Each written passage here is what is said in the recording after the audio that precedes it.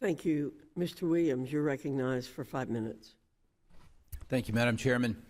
You know, I'm really puzzled about how a university with such a prestigious reputation, such immense resources, and with such a storied history arrived at such a dissolute and depraved place. It's very stunning. Just to address these questions to the board members, in the last 20 years, have there been Columbia professors or students who have been forced to retire or leave the university because of denouncements by fellow staff members or accusations by students, pressures from outside groups? I've been on the board. This is my 6th year on the board, but I don't recall actions of that nature happening.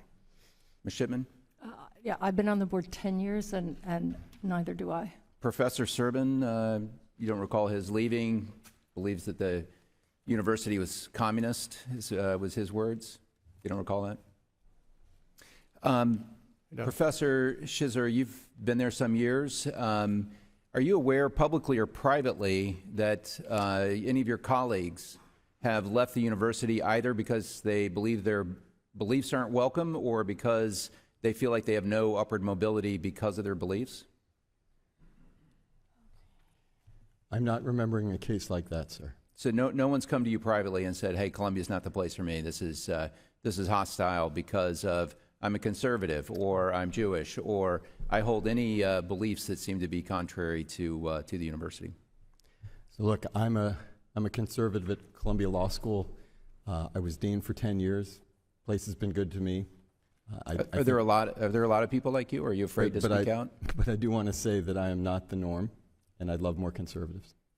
So how much investment, again to the board members, how much investment has Columbia received by foreign governments, their donors, or significant donations from foreign individuals from countries like China, Qatar, Saudi Arabia? I know that the committee's asked for that information. Do you have that number for us today? I don't have that number to hand. Are you aware of significant donations from any of those locations to the university in your tenure in 6 years? I'm aware that we receive funds from at least some of those countries. Which ones specifically? I don't remember all the ones you mentioned. Did you mention China, sir? I did. Okay. China sends many students to Columbia University, and my understanding is the state pays their tuition. President Shafik, are faculty and staff required to sign DEI statements to be employed or to continue their employment at Columbia? No. They're not required to provide DEI statements. I'm pretty sure that's part of your employment process, isn't that right?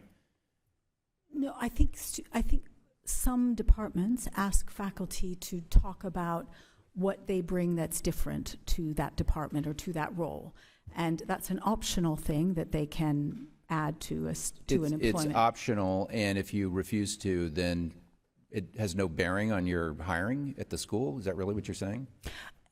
Frankly, I think it depends on the needs of that particular department. You know, if the math department or the biology department or the neuroscience department has issues around, they're missing certain perspectives on their faculty, they might pay more attention to it. Others might not. I think it's very much dependent on. So the DEI policy at Columbia doesn't require statements from faculty administrators in order as part of their HR process. That's what you're saying?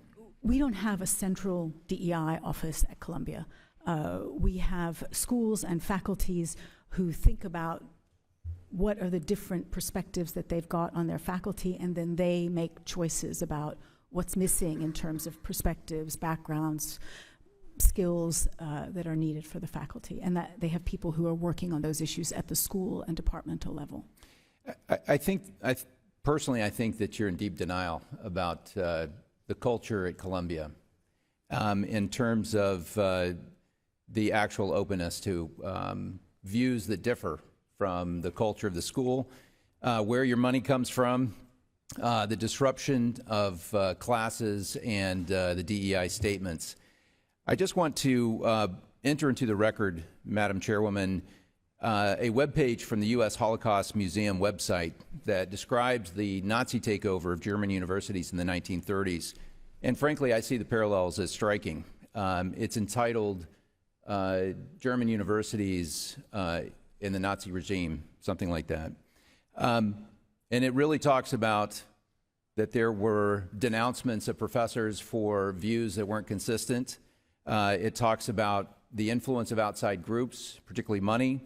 It's where statements of loyalty were required in order to continue at the university, and that the teaching quality dropped significantly because politics and adherence to politics triumphed over Thank you, Mr. adherence Williams. to Without objection, what you're requesting will be placed in the record. academic excellence. Thank you. I yield. Mr. Moran, you're recognized for 5